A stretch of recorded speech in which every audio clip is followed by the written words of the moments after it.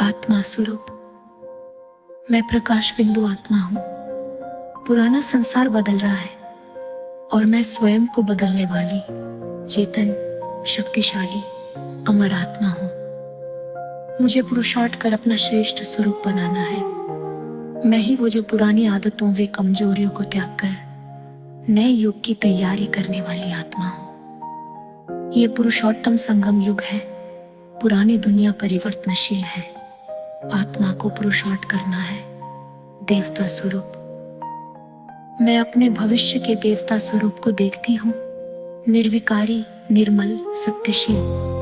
आज के हर श्रेष्ठ संकल्प और सेवा से मैं उत्तम देवपद रच रही हूँ। ये वही दिव्यता है जिसके लिए बाबा कहता है, बच्चे उत्तम पुरुषार्थ करो। पुरुषार्थ से उत्तम देवपद मिलता है।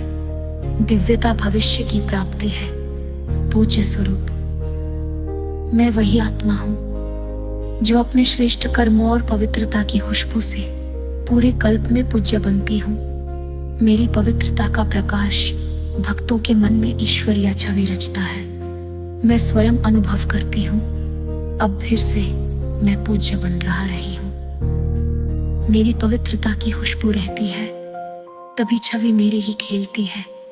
श्रेष्ठ कर्म भविष्य में पूजा का आधार बनते हैं। पवित्रता से दिव्य छवि बनती है। ब्रह्मण स्वरूप।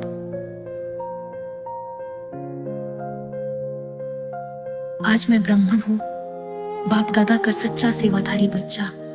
हर क्षण के महत्व को जानकर हर कर्म की गुह्य गति पर ध्यान रखती हूँ। नष्ट मोह होकर एवं रेडी बनकर ईश्वरीय सेवा में लगा हूँ। बाप मुझे सुलाते उठाते हैं, हर कदम में साथी है। यही संगमयुगी दिन मेरे भविष्य को रच रहे हैं। सेवाधारी बच्चों का विषय, समय का महत्व, नष्ट मोह एवं रेडी, हर कर्म की गुह्य गति, बाबा का साथ, उठाना सुलाना, आपका विशेष निर्देश, फरिश्ता स्वरूप। और अब मैं स्वयं को फरिश्ता रूप में देखता हूँ, हल्का, शुद्ध, देह से परे, निर्लिप होकर सेवा करती हर आत्मा को प्रकाश देता हुआ। मेरा संकल्प, मेरी दृष्टि, मेरी वाणी सब दिव्य और कल्याणकारी। मैं समय की पुकार सुनकर पूरी तरह तैयार आत्मा हूँ। समय की पुकार, तैयार और शक्तिशाली स्थिति, देह अभिमान का अंत।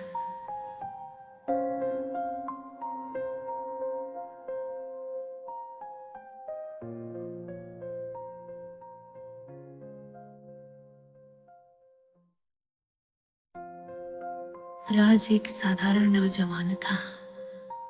बेका क्लास में नया आया था। टीचर दीदी ने कहा, आज की मुरली में बाबा कहते हैं, दिल से बाबा बाबा कहो तो रोमांच खड़े हो जाएंगे।